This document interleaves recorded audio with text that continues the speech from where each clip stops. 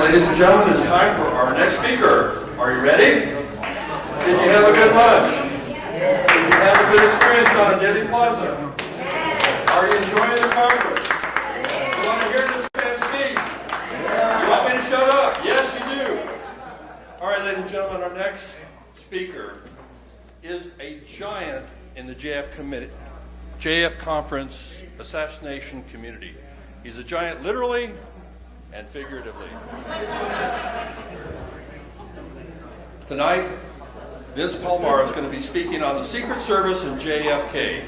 Vince is the world authority on the Secret Service, has spoken to both medical personnel on duty in Dallas that day, as well as retired agents. He discovered that at least 3 Secret Service agents who crossed the line, past simple laziness or incompetence, and either cooperated with a conspiracy or allowed it to happen. Ladies and gentlemen, please give a warm welcome to Vincent Palamara.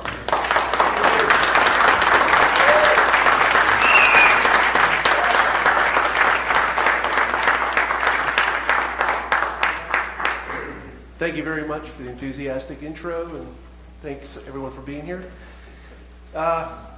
Basically that's what it is. I said, what's your theory? Here's my fact. President Kennedy should have survived Dallas. It's as simple as that. And I have a lot of material, so we'll skip all that.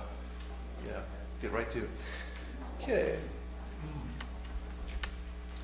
Now, the first thing is not technically a security issue, but it is a photo coverage, eyewitness issue, and the lack thereof in Dealey Plaza. Press photo coverage involving professional eye and ear witnesses was still in motion photography. Normally, a flatbed truck was in front of the presidential limousine. Here we are, Honolulu, Hawaii, June of '63. 2 flatbed trucks, notice the arrows, in front of the presidential limousine. You wouldn't have had to rely on amateurs like Abraham Zapruder, Orville Nix, everybody else. And obviously, professional eye and ear witnesses. There you go. So that's just Hawaii. Here we are in Berlin. Again, you have agents on the rear of the limousine. We'll get to that issue in a moment. But there it is, flatbed truck. And we'll get to the $64 million question why they weren't there in Dallas. Here is a live television feed in Rome, Italy in early July of '63. Yep, that gentleman right there is filming. And in front of him is the press photographers, still in motion photographers, filming the motorcade. There's also agents on the back of the limousine there as well. Gerald Blaine and David Grant. Here is one of I could have been up here all day. I think I gotta weed this down as far as documents go. This is from Mexico. Photographers poll talking about how they'd be in front of the limousine. This was standard before Dallas. This was standard since the FDR days. FDR, Truman, Eisenhower, and Kennedy. Before 1963, before November 22nd to be exact. They were there all the time. Okay. And here again, not only just the press photographers in front of the limousine, you had the press van very close by, press bus, very close behind. And besides it, we'll get to this issue in a moment about the agents being on the rear of the car. There's Gerald Blaine of the Kennedy detail fame there. And there you go. And it makes you think, wow, if they would have been there in Dallas. But hold that thought for a moment. And again, I could have been up here. Very similar looking documents of many trips, especially in DC. There's the show, the pull trucks, which are the 2 flatbed trucks. Number 1's the presidential limousine. There's the wire service cars. These were all from the JFK library. And I can't stress enough, as I do with my President Kennedy in life photographs, a lot of these documents and photographs have only become available in the last 5 to 10 years. Really, actually last 7 and on. They weren't available for many, many years. So definitely something to ponder as far as, thank God for the internet and the digital age. A lot of stuff's come out. Here we are, 4 days before Dallas, Tampa. It's Chuck Zboril and Don Lawton walking with a limousine. And you might say, hey, who took this photograph, Vince? Well, that was the White House photographer, Cecil Stoughton. Either him or Robert Knudsen were always in the fog car. And they were there up to, the day before San Antonio. And hey, what's this view from? Oh, it's only from a police helicopter. Was filming the motorcade. Nothing to see here. See? By press coverage the day before, they were filming the motorcade from a police helicopter. This is San Antonio, Texas. Texas. And again, it's the day before the assassination. There is Cecil Stoughton taking his photograph. There's even a close-up view there. Yet in Dallas, in the interest of time, I'm not going to read this whole thing, Tom Dillard was forceful about this on C-SPAN in 1993, saying we lost our position at the airport. It was canceled at the last minute. Flatbed trucks. He was very forceful about this on C-SPAN. This is his sworn Warren Commission testimony. That normally a flatbed truck precedes the motorcade, and they weren't there. And it was a Secret Service that canceled the flatbed truck. So there you go. What need amateurs like Abraham Zapruder and everybody else? And this is an interesting news article just saying President Kennedy's administration, it was argued by some of the television cameras, could not get a good view of the president in the parade. It was also noted the Secret Service men were not pleased to run the president as closely as they have been on other occasions. This is a very important issue here. Secret Service agents often walked, jogged, or ran with the limousine, or actually rode on the rear of President Kennedy's limousine. And here's the surprising, the bubble top was used in a third of all of JFK's motorcades, often in good weather. It wasn't just rain. Here's Roy Kellerman, Dallas fame, and Bob Lilly. Okay, I spoke to Robert Lilly. He told me that, President Kennedy never interfered with our actions at all. Whatever he wants, the way it will be. He told us on election night, and he was with him from election night 1960 until October of 1963 when he got transferred. Riding on the back of the limousine, they reached speeds of 50 miles an hour. This is in Puerto Rico. No rain, beautiful, very hot conditions. They were going up to upwards of 50 miles an hour with the bubble top on. Here we are, early July '63, again in Rome. David Grant near JFK. David Grant was Clint Hill's brother-in-law.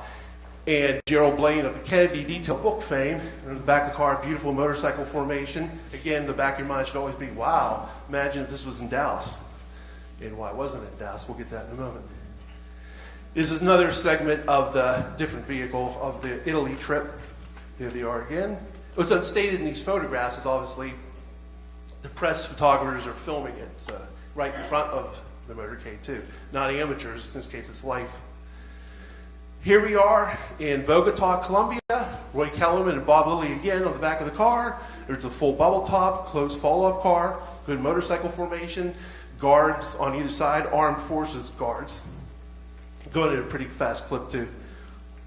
Here's the late when Lawson just passed away in front of the limousine. There's Art Godfrey, JFK, walking with the limousine.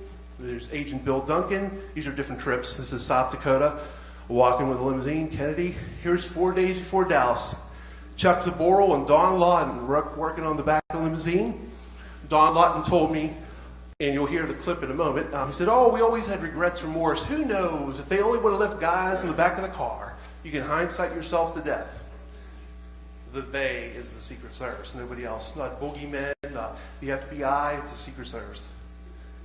Here we are in Germany, 2 agents on the rear of the car. Another segment of the Germany trip, 2 agents on the rear of the car. This is Hawaii, agents running with the car, like in a diamond formation. A lot of them Ron Pontius and some other agents.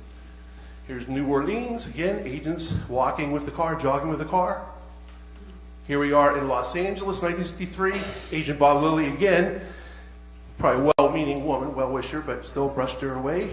Kennedy's protection. Here we are in North Carolina, agents surround the limousine. And here again, here's the bubble top. Can't stress this enough. President Kennedy used the bubble top in approximately 1/3 of all his motorcades. And it wasn't in bad weather. It was good weather trips. He's smiling, all this stuff. Like, he liked the bubble top. All mythology, all Jim Bishop, William Manchester, pardon the word crap, after the fact, blaming Kennedy for everything. You know, he was assassinated. His character was assassinated. Hey, let's blame him for the assassination, too. Stupid. Here's the bubble top again. Bright, sunshiny day. Here's the bubble top and agents running the limousine. This is North Dakota this time. Hey, here's our buddy again, Roy Kellerman. This is the partial bubble top, and this is an option that was not explored in Dallas. Imagine if they would have had the rear piece on and left that middle piece over so Kennedy could intermittently stand and wave and whatnot. That's an option that could have been explored. In the interest of time, I'll just let you know that Secret Service agent Sam Kinney was the driver of the fog car. I spoke to him 3 times. He was adamant to me that he, Sam, was solely responsible for the bubble top's removal. He was out, he said Kennedy had nothing to do with it. I said, what about Kenny O'Donnell? He's blamed like Kenny O'Donnell, nothing to do with it. I am the sole responsibility of that, and I've had to live with that at that time. He said for 30 years. I spoke to him in the early 90s 3 times. And yeah, so there you go. And here we are in Philadelphia, the partial bubble top again, rearward piece, front piece. There's Kennedy. You can stand up and wave every once in a while. They were also good at a good clip, too. It wasn't like they were going 11 miles an hour. Here's the full bubble top again. You see the military aid in between the driver and the agent in charge. This was sent to me by a nice lady on Facebook. That's her dad guarding the bubble top limousine used in Duluth in September of 1963. This is a nighttime motorcade in West Virginia in September of 63, just a couple days later, West Virginia, and here's JFK in a bubble top, smiling. I thought he didn't like that bubble top. Didn't mind it. No rain, no nothing. It's Chicago. Oh, there's the bubble top again. Mayor Daley. Hey, here's JFK smiling. I thought he didn't like the bubble top. Here it is again, a military base in the South. I'm not exactly sure right off. I think it might be Tennessee, but in any event, there's the partial bubble top. There's the Washington, D.C. bubble top. 1 month before the assassination, there's the partial bubble top, front and rear piece. The windows rolled up slightly. Imagine if that would have been there in Dallas. Again, it's the Secret Service who's in control of all this. It's not the FBI. It's not boogeymen. It's not the mafia. The Secret Service is in control of all this. And there's agents around the car in the Orange Bowl, Miami. There's Agent Bert DeFries in the back of the car with the full bubble top in Ireland, of all places. There's Agent Walt Coughlin, I'm naming these men because I spoke to them, in England with the bubble top. There's agents in the back car in Boston, I think somewhere around mid-October '63. There's Mexico, Clint Hill in his jacket in the back of the car, full bubble top, running with a limousine. Scorching hot day, no rain. Oh, Kennedy didn't mind the bubble top again. Take Jim Bishop going to Manchester, obviously the war report, a huge grain of salt. Don't believe that stuff about blaming Kennedy. He's not around to defend himself. Yet in Dallas, Kennedy is literally a sitting duck. Look at that. No motorcycles by the car, no agents, obviously no bubble top, no nothing. I mean, somebody in the crowd could have threw something at him. It's terrible. Terrible. Okay, and here is, look at these arrows. First one, furthest on the left, is Don Lawton. The other agent is Hank Ribka. The other one's Jack Reddy. And there's a little confusion. Part of the confusion is by myself. For the longest time, I got the 2 agents confused. I thought it was Don Lawton, it was Henry Ribka. Oh no, it turned out it was both agents were actually there walking, jogging the limousine. It's only Don Lawton that shows up with the more famous video footage we'll get to in a second here. Here they are. This is on the left, Agent Ribka. In front of him is Don Lawton walking with a limousine. I discovered this in 1991. Obviously, I didn't film it, but discovered in 1991 raw footage from WFAA, the ABC affiliate in Dallas. It was just raw footage. And also, I'm watching the motorcade. I'm like, what's going on? Why is he waving his hand 3 times? And the other agents like pulling him away, it looked like. And here we go. Let's see here. Get this video going. Hold on 1 second.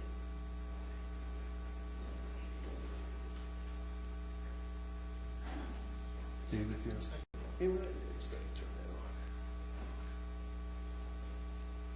Number 3, in response to political staff, agents who usually surround the limousine were pulled away so people could see the president better.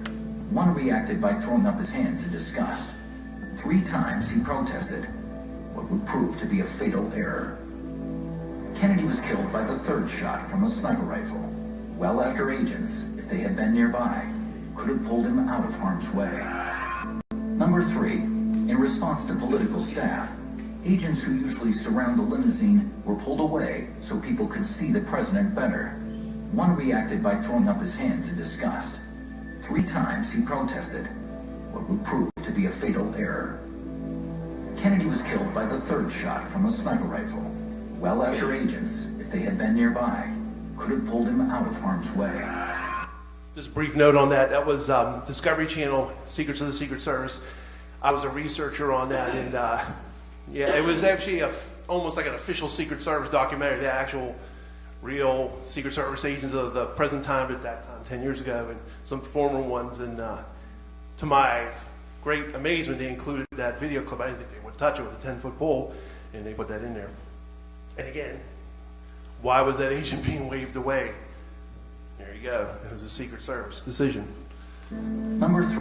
And then, again, imagine if those agents would have been there. Protective function. At the very least, a rear shot would have been blocked, even a frontal shot. They could have witnessed something. They could have jumped on them, prevented, less people around, less professional eye and ear witnesses. Got to think of that factor as well. Here we are, September of 1960. Well, we'll get this now. JFK and LBJ, they rode in 2 official motorcades together. Dallas, the Texas trip, and also when he was a candidate. And there's the local armed forces next to him and whatnot. He didn't mind them back then. And here we are, he's shaking hands with Chief Curry. And even though Secret Service were not officially warranted with guarding the presidents at that time or presidential candidates, there is an agent right there from the local field office, and behind him on the other side are other agents in armed forces and police. And again, he didn't mind that when he was running for the presidency in 1960 in Dallas. Gets hit, 3 years later, another motorcade, LBJ, first time since then, and there's nothing. And in the interest of time, I'll just kind of go through this a little bit. But I spoke to these gentlemen starting in the early 1990s. It's before the internet really kicked in. There was computer bulletin boards. But basically, I was just an amateur stranger on the phone calling these guys. They lived in all parts of the country. I was a little amateur me. I was only in my mid-20s at the time. Didn't have a book out. Didn't have hardly anything. Nobody really knew who I was. And I was asking the same thing. And he kept on like they were reading cue cards. The number 1 agent of the White House detail, well, I'll get to him in a second. I'll get to James Riley, chief. No president will tell the Secret Service what they can or cannot do. That's what he testified under oath to the Warren Commission. Okay? Actually, this... Okay, now I'm on the right spot. Okay, you have president. This is basically debunking the whole idea about the president being the boss of the Secret Service, which isn't true. And there you go. And then his predecessor, U.E. Ballman, said the same thing, that he could legally countermand a direct decision by the president. This is a story that came out in the AP, November 15, 1963. It stated that the Secret Service can overrule even the president where his personal security is involved. George McNally, former agent, agreed. Again, in the interest of time, Mike Riley, Bill Carter. Harry Truman agreed, said the Secret Service was the only boss the President of the United States really had. Lyndon Johnson's on record saying the same thing. Bill Clinton, quoting those 2 gentlemen in 1999 in dedication of the Secret Service building in D.C., said the same thing. I have to agree that's true. They are the only boss we have. No boss when it comes to security, mind you. Okay. And again, just more of the same in the interest of time. Basically saying the same thing. This contemporary news articles saying that this whole thing, people have the tendency, think it's very natural. Think, hey, he's the commander-in-chief, he's the president of the United States. Little Secret Service, come on. When it comes to president's security, the Secret Service is boss, not the other way around. So don't believe Bishop Manchester, Gerald Blaine, or Clint Hill in their books about that. Not true. Again, Kennedy ordering agents off the limit. This is what I was about to get to before when I was talking about the agents I spoke to. The number 1 agent of the White House detail, Gerald Bain. I don't remember Kennedy ever saying that he didn't want anybody in the back of his car. You talk about a moment that made me want to drop the phone in shock. David Lifton talks about the Seibert and O'Neill report, was his linchpin moment. He couldn't believe the surgery of the head area. He was reading this. When he told me this on the phone, I'm stammering. I can't believe it. I don't remember Kennedy ever saying he wanted him in the back of his car. This is the number 1 agent. With Kennedy he was with the Secret Service from FDR to LBJ, but he was with Kennedy from election night up to, well, he wasn't there at the time. He was on vacation, but we'll get to that in a moment. Number 2 agent, Floyd Bourne, was adamant to me 3 different times. JFK was very easygoing. He interfered with our actions at all, never did. He was a very nice man. And he said the same thing. And Bill Adams, I don't know whatever happened to this researcher from California 20 years ago, good guy. Him and I pried out of the JFK Library release of Floyd Bourning's 1976 oral history of the JFK Library. And he says that JFK and his staff were very cooperative with the Secret Service.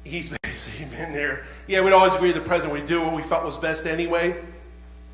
The president wasn't the boss of the Secret Service, and even if he wanted to, I think he was being just a little jovial about it, but they did what they were going to do anyway. President Kennedy was thinking about his speech. He was thinking about legislation. He was thinking about world events with his bad back even. The last thing he was thinking about is, why is our Godfrey back here? Get him off that car. People believe that stuff. Can't believe it.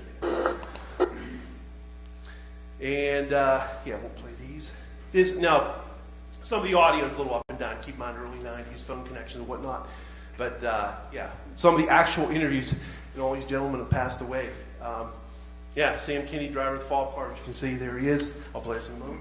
And Floyd Boring and Gerald Bain. And, yeah, they're all denying to me that President Kennedy ever ordered him off the car. Well, I think I found that interestingly enough is there's no truth to this thing about supposedly Kennedy ordered the agents off the back of the limousine. No, he had nothing to do with that. I figured that, because you know what?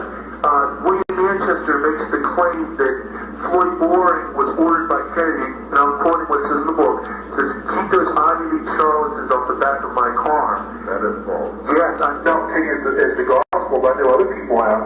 I can't tell you how many times I've seen that repeated where President Kennedy told the agents, I guess yourself and other people, get these men off my limousine, don't do this. Okay. Very nice man. Yeah, it's never represented all. That's I asked him on the trip before. The last vacation he had. Oh, okay, the one in Florida. Right. Oh, okay, yeah. There's something relating in his book about that too. Supposedly, he makes it out like President Kennedy was real authoritarian and ordered the men off the back of the limousine. Well, that's not true. I didn't think that was either. Yeah, Rufus Youngblood, it was one of the things he told me. He says that don't believe Manchester or Bishop.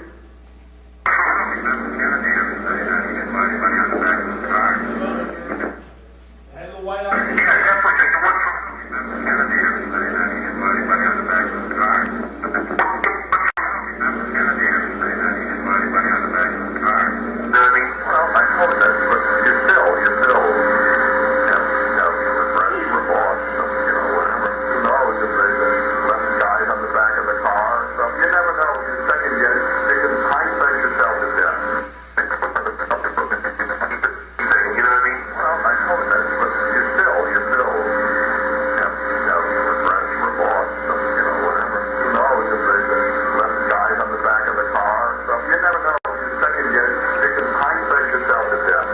This is the lead advanced agent for Dallas, Winston Lawson. Keep in mind, the lead advanced agent for Dallas, Winston Lawson. This is an amazing letter he wrote me in January 12th, 2004. I do not know of any standing orders for the agents to stay off the back of the car. After all, foothold and handholds were built into that particular vehicle. I am sure it would have been on a case-by-case basis depending on the event, intelligence, threats, etc. Keep in mind, ostensibly, officially, allegedly, there were no threats found in Dallas. Jerry Bain, a special agent in charge of the White House detail, as it was known then, Presidential Protective Division currently, would have been privy to that type of info more than I. See my other video where Bain adamantly denies that President Kennedy ever ordered the agents off the car. However, it never came to my attention as such. I am certain that agents were on the back on certain occasions. Again, I do not know of any standing orders for the agents to stay off the back of the car. However, it never came to my attention as such. This totally debunks the Kennedy detail. Here's the fateful Tampa motorcade of November 18th, 1963. This is Congressman Sam Gibbons. There's JFK, Senator Smathers, Agent Don Lawton, Agent Chuck Zaboril, Agent Floyd Boring, Agent Bill Greer. Let's focus on Congressman Gibbons. What did Congressman Gibbons have to say about the whole notion of JFK allegedly ordering the agents off the car in Tampa? Here's what he told me in this letter dated January 15th, 2004, years before the Kennedy detail saw the light of day. I rode with Kennedy every time he rode. I heard no such order. As I remember it, the agents rode on the rear bumper all the way. Kennedy was very happy during his visit to Tampa. Sam Gibbons. This is an amazing letter from Dave Powers, arguably JFK's best friend for years and the former curator of the JFK Library. September 10th, 1993. Okay. Also, unless they were running along beside the limo, the Secret Service rode in a car behind the president. So no, they never had to be told to get off the limo. And some actual clips of motorcades here. I thought it would be good to play these clips and show some of the letters. Well, you need a guy at a lecture to sit there and tell you that would be good to have. Even with some of the audio visual, some of the audio is like a dime depending on the source. Actually hear them. They're like, yeah, a lot of you gentlemen, well, all you gentlemen passed away now, so. Thus, the motorcade street to Berlin began.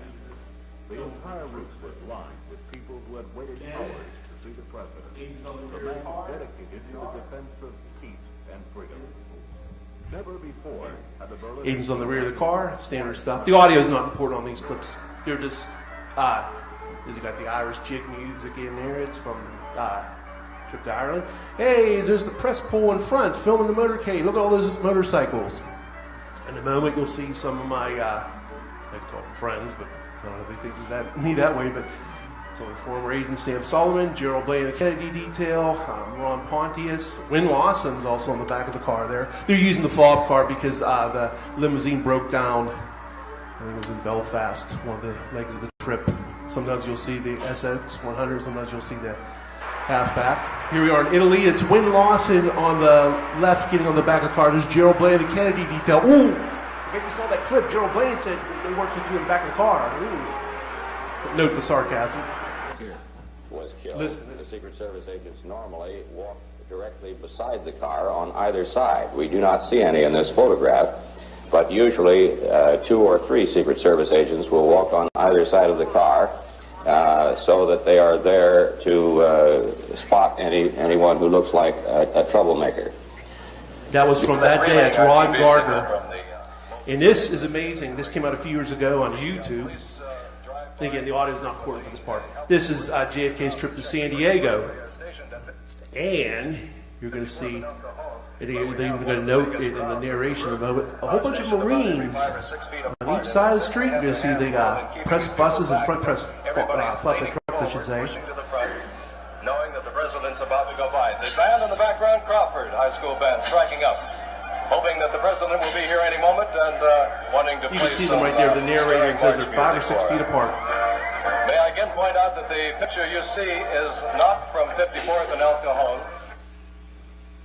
The 2 press trucks, including a live mobile feed, still in motion photography, and more importantly, Marines facing the crowd 5 to 6 feet apart. It's from a vantage point about 4 blocks west of where we are, looking west and seeing the first of the motorcade as it goes by.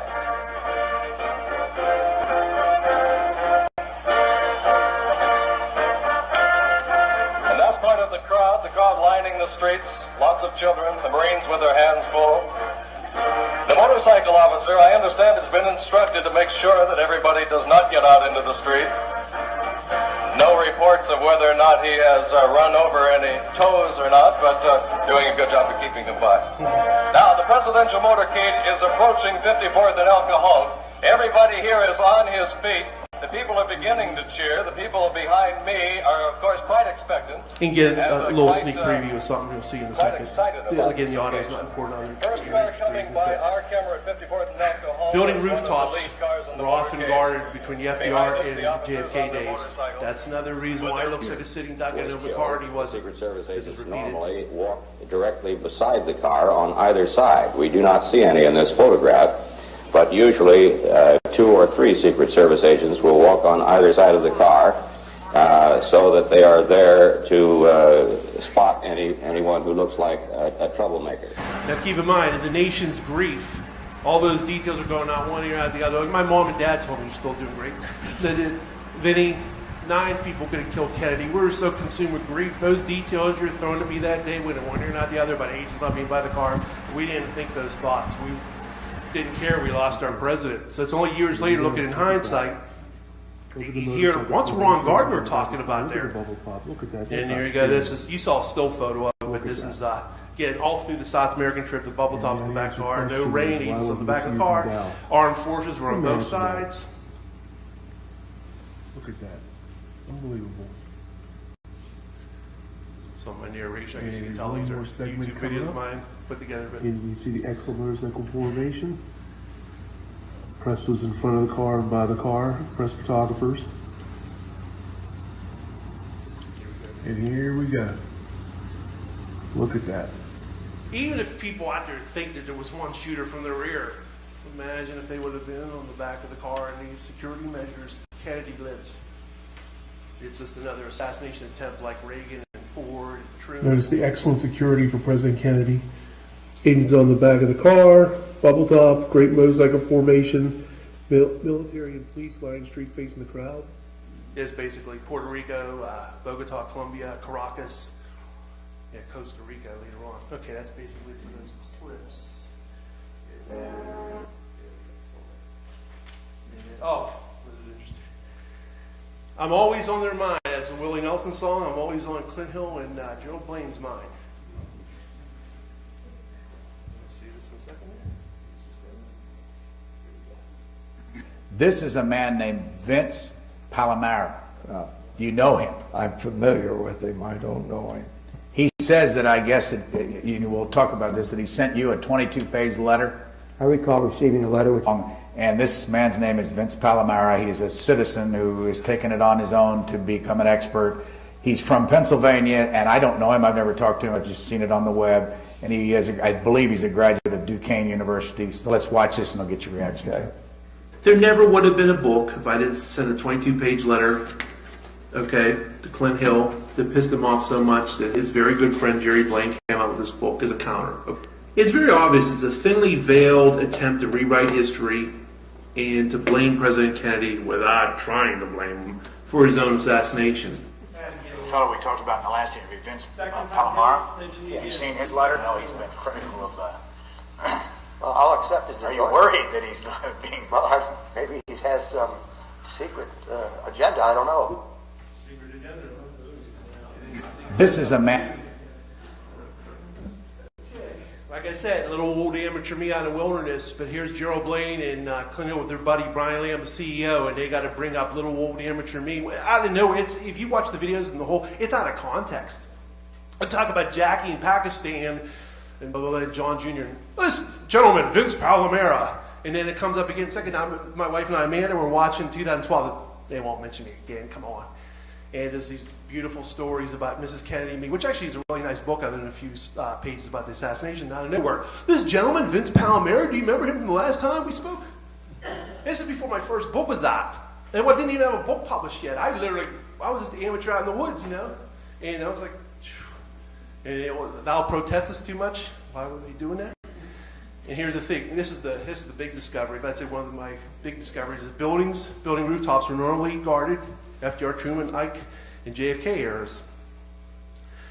This is when you have to search newspaper archives for it. This is Pittsburgh, 1944. 10,000 policemen were stationed along the motorcade's route. Rooftops were ordered to spectators. Okay, and you can read the rest there, the old Roosevelt smile. You might say, oh, okay, I always like to throw a little devil's advocate. Hey, I was doing World War II. Okay, yeah, whatever. Well, here's Truman. World War II's over. And they're still scattered throughout the crowds. Police guard every street. And then, more importantly, building rooftops again. Here it is. You have to pay money through newspaper.com, I think it's called. You get these, but there you go. 1959, Eisenhower. Look at this. Even the manhole covers were battened down, and the suspicious strangers were not barred from buildings and rooftops. You might say, okay, that's good. What about JFK? Here you go. This is from a book from 1962, long out of print, called What Does a Secret Service Agent Do? Like I said, long out of print. 1962, the year before Kennedy's assassinated. And this will be blown up in a second. But the thing is, This book would not have been written without the cooperation of Chief Rowley, who's pictured, and Chief Inspector Michael Torina, who I also corresponded with. Chief Inspector Michael Torina wrote the Secret Service manual. So if anybody in the world would know about proper procedures, he would. And again, this is an over-the-counter of their book, albeit it's been out of print since like the early 70s. And who cared about these things other than me back then, but that's their story. If the president is to appear in a parade, agents and policemen are assigned posts atop buildings and on the street along the parade route. Just digest that for a moment. Wow, that says it all. And then also other tremendous information. Exceptionally large crowds are expected. The Secret Service may call upon the armed forces to station troops along the line of march. Agents of the White House detail ride in the same car. Others will walk or trot alongside, while still others ride the automobile in front of them behind the presidential car. This was standard stuff. And again, what should be in the back of your mind is, ooh, look at Zapruder film. It was like they won't buy the car. It looks like a sitting duck. Gee, I wonder why. This is 4 days before Dallas. This only came out in the late 1990s thanks to the ARB, thanks to Oliver Stone's JFK and the JFK Act. This only came out in like 1999. This is the Tampa Final Survey Report. Uh-oh. The sheriff's office secured the roofs of major buildings in the downtown suburban areas. Now, obviously, we know officially there's buildings for Garden, Dallas, or Dealey Plaza, or Main Street, or nothing. There's spectators all hanging out of the windows. No big garden rooftops, but this was the longest domestic motorcade President Kennedy ever had. 28 miles. And I also spoke to Russell Groover, who was the lead motorcycle officer in Tampa. He said, oh yeah, there was on every multi-story building, there was armed guards with shotguns and Thompson submachine guns ordered to shoot if anything got out of control. And he started out, he goes, oh, we want to make sure that our boys weren't in harm's way, but they had a diamond formation, which was much better in Dallas. And I said, well, okay, multi-story. Well, what about single dwellings? Since we had the military and the police lining the route to cover them, because they were more at eye level, like as ranch level, but anything 2 stories and up, they were guarded by, and again, it's not going to be in photographs a lot of time. I have a few, but usually people are looking at Kennedy. They're not looking up there and, hey, look at that armed forces guy. It's like Arnold Rawlin. Some other people testified about, well, they thought it was Secret Service guards. So some people knew that was standard procedure back then, but it's an amazing document, only 20 years ago. This is from Pittsburgh, PA, in the interest of time. Basically, it says here when he came to Pittsburgh, all the buildings, culverts, bridges were guarded. They had armed detectives ordered to shoot if anybody even opened a window and whatnot. And it's again for the assassination, not after, not as a result of the assassination. Oh, you're looking back with rose-colored glasses, Vince. It's only because of the assassination he did these things. They did this since the FDR days. There's reasons presidents survived before Dallas. Guard of 35,000 line streets to assure the president's safety, and helicopter manned the route during the entire motorcade. This is amazing, this one. President will have plenty of protection while abroad. The actual article isn't real meaty. It's good, but you might say, oh, that headline's amazing, but what to say? Nothing really amazing until this part. They asked local authorities to put police on top of buildings along the streets. Bridges get special attention. Again, they asked local authorities to put police on tops of buildings. July '63. Interesting subnote about that article. When it was published by the Associated Press, many times that paragraph was omitted. It was only when I, again, paid money through newspapers.com, to my shock, I came across it and I thought, I already have this one. What? By buildings, like, what's this about? And the rest is history. So a lot of times that wasn't even advertised. Maybe it slipped out and the Secret Service didn't like that. JFK went to Nashville. Nashville banner, Bill Adams, good research friend of mine from like 20 years ago, he got me the original Nashville banner newspaper, kind of disintegrated through the years. It was the yellow and falling apart, but it had this in here. And thank God, in 2013, JFK Nashville was published by the Nashville banner. And thank God they had this reproduced. There it is. The men took their posts at 8 a.m. and remained at their rooftop stations until the president and his party passed. Even if there's some out there that think, well, I kind of think one person did do it, Vince, sorry. All right, have your one person. I don't believe that, but let's say building rooftops are manned, history's changed. There you go. No, obviously I believe there's conspiracy, but I would like to throw that out to the Donovan Thomases. Again, interest of time. Spot on rooftops. Now this is the inaugural, to be fair, complete survey of all buildings, water mains, sewers, underground conduits. Thousands of troops guarded his routes. Here he is in Seattle. You got the two arrows about rooftops, building rooftops guarded. Here it is. An unannounced route, some manning rooftops. Here's in Paris, rooftops again. And its pictures those little arrows up there are actually the Paris police, the gendarmerie, I guess they call it. They were all on all the rooftops there. This came out December 63 and really angered the Secret Service. Former Chief Baumann, rule violation cited in JFK assassination, clearing of buildings on Parade Road called fundamental. And he said this was true in Washington, D.C. motorcades, and also all out-of-town motorcade routes. Chief Baumann saying that. But again, this is before Woodward and Bernstein, before the details. People cared about things back then, before tabloid press. You know, people, it was a more innocent time. People believed things they read about, something like that would have went in one ear, not the other. Yet in Dallas, to even be said, rooftops weren't guarded.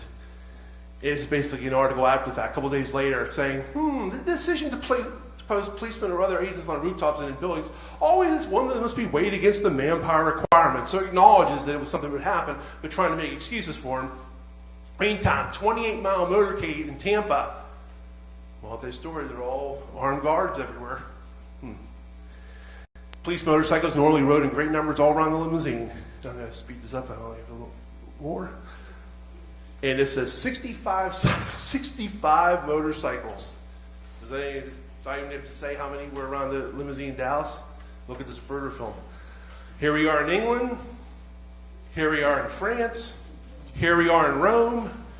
There's another thing in Rome here. This is Tampa going very fast. That's why it's blurry. That's Agent Chuck Zaporro in the back of the car. Here we are in Germany. Here we are in Milwaukee. And I love this. Police Captain Dahl said, we have to police the tops of buildings too, and all bridges and viaducts along the route. There it is. Matter of factly, there it is. There's the down formation. But note that thing about the buildings again. Buffalo, New York. Row of motorcycles, Buffalo, New York.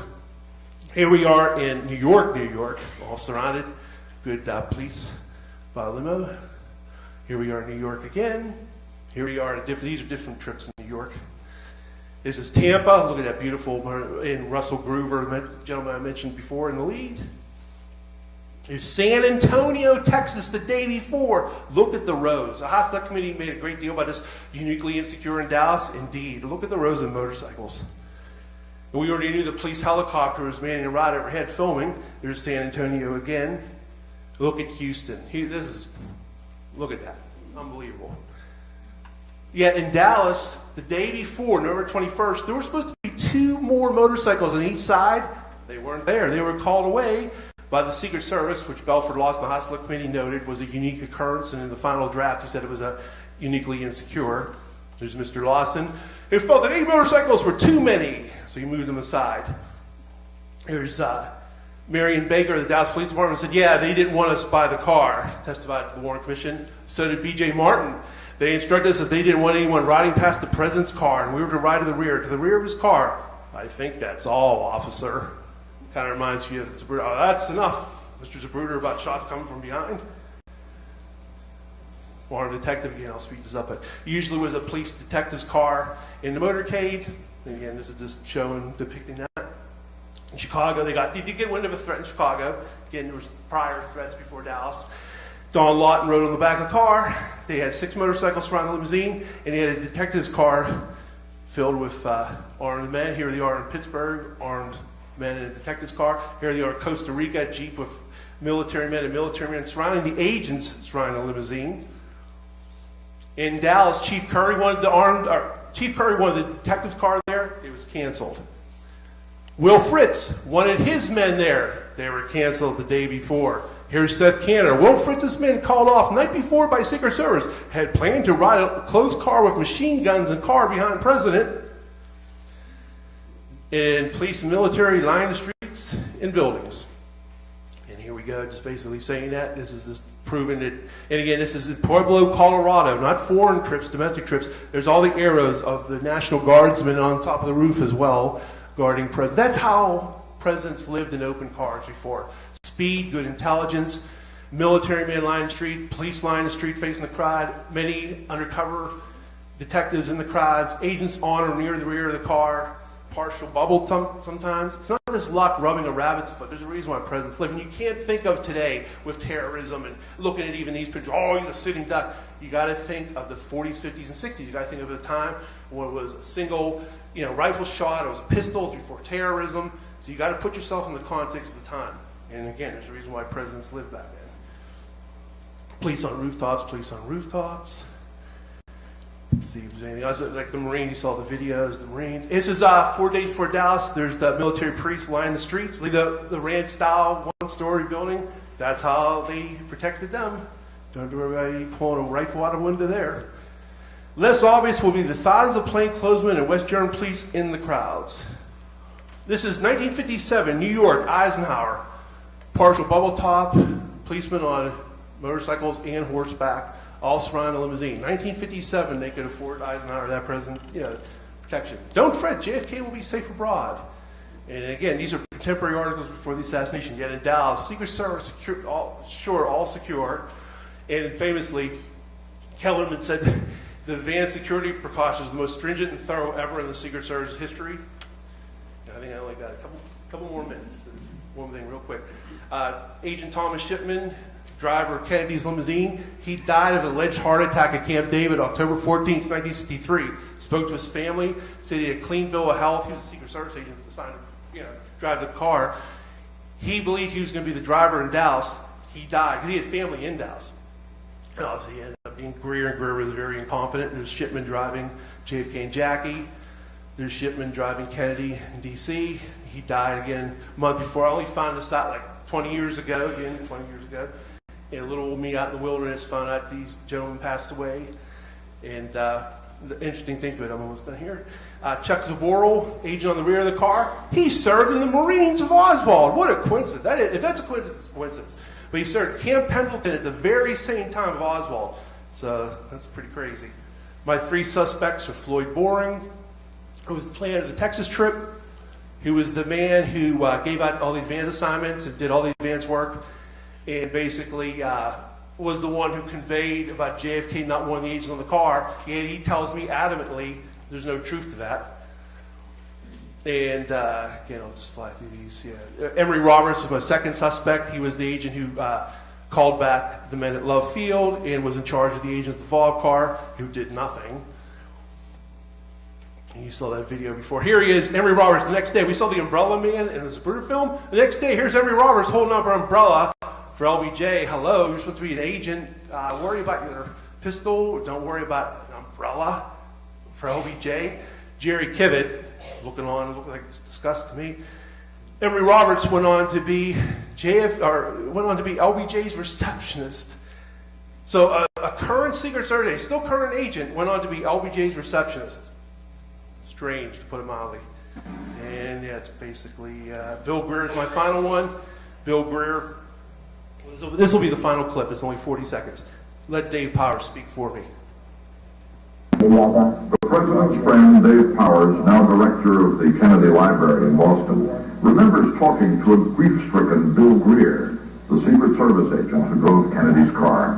What if they'd sped out of Dealey Plaza after the first shots, but before the fatal one? I found it always, and so did he, about Bill, all those agents were very close to us, and they felt so bad. If the driver of the President's car had stepped on the gas after the first 2 shots, yes, the President would be alive today, and he'd be 71 years old. And he'd be the director here.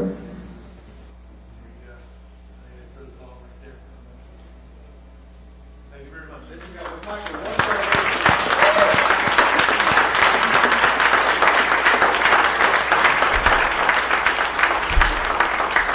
Hi, Vince. I haven't heard the name Bill Adams for years. I dealt with him, too. I got just a couple of quick things to go through here because I think they're important. First of all, I'm acknowledged briefly in the Survivor's Guilt book. That book, everyone should buy that book. It is a fantastic book. Absolutely fantastic. I recruited him for the Men Who Killed Kennedy series, and I'm very proud of that. And he should have had more time in that series. I had no idea, but I agree with that. You mentioned Jim Bishop. and I've dealt with Jim Bishop people, okay? Jim Bishop was a Del Charo regular. He was there. He was an unbelievable supporter of Clint Murchison. I have his newspaper articles from the 50s and the 60s, always supporting the 27.5% oil depletion allowance, always supporting oil, always supporting the mob, always supporting Hoover and the FBI, always supporting Rowley. Rowley contributed to that book in big time, and he praises Rowley constantly. Rowley's the first man to shake LBJ's hand when he gets off Air Force One. When Manchester kept hammering LBJ to let me interview you for my book, he kept putting him off and putting him off and putting him off. He finally said, okay, come on over, I'll interview. He went over, and instead of LBJ, there was a guy sitting there. You ask me questions, and I'll answer the way LBJ would. And there was a squawk box. I'm almost done. There was a squawk box. It's obviously Johnson on the squawk box. And every time the guy who was answering said something that Johnson didn't like, the little red light would go on, and the guy had to run in the back and get the right answer and come back and amend it. That man was Jack Valenti. Okay? Jack Valenti. All right? It's Valenti who was the man who invited Kennedy to the Albert Thomas dinner the night before. That's how they got him there. Not all that other stuff, just like you point out, all the other lies and myths. Okay?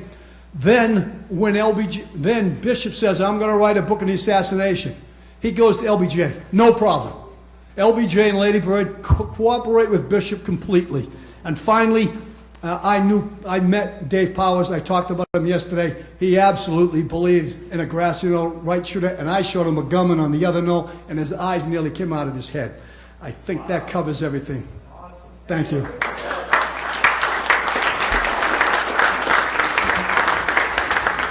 Ladies and gentlemen, give me another round of applause for Vince Palamara.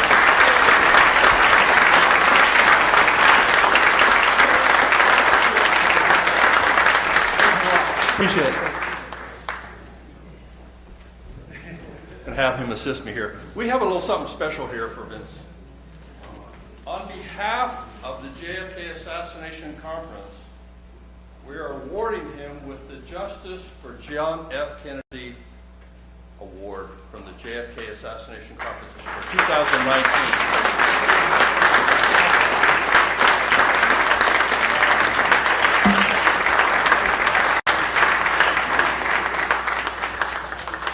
I want to say a little bit about Vince.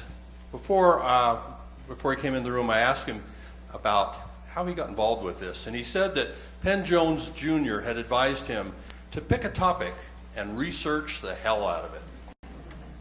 I think he took Penn Jones' admonishment quite well. When I think about Secret Service, there's nothing else that comes to my mind other than Vince Palamara. He is the source authority, is he not? Now, correct me if I'm wrong. I read on the internet, and you know how reliable that can be, that you started this in 1988. Were you in the third grade or what? I began my interest in the assassination in 1978. I was 12, so I was 22. My mom and dad still doing great. Huge Kennedy fans. My mom still cries on certain occasions about President Kennedy. It really affected them deeply. So it affected me. I was born in 1966 after the effect, you know. And it always has struck a chord with me, and then the rest of the system. Don't get me wrong, I'm also interested in his life, too, but something about his assassination, and it would just make a long story very short. Very short, like 30 seconds. What it boils down to is I got 4 days, that book, right now, I should know this, Associated Press, UPI. Anyway, and there's a picture in there of Clint Hill by a limousine. I was interested in the show called The Wild Wild West, a fictional show about the 19th century Secret Service with Robert Conrad. So I was already interested in Secret Service in a weird sort of way. I said, who is that, Mom? I said, well, that's Agent Clint Hill. Some reason it just resonated for me. From that moment on, I just started looking at the Secret Service. It was all secondary sources at first, but then I got into primary sources, and it was in the early 90s. In fact, I don't know if Dr. Weck's still here.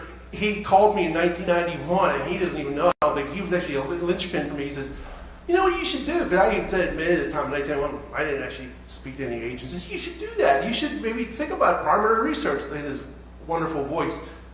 And I started to do that. It's actually Dr. Wecht, wherever you are, it's your main impetus as well. So my parents and Dr. Wecht. All right. One more time, ladies and gentlemen, Vince Palamara.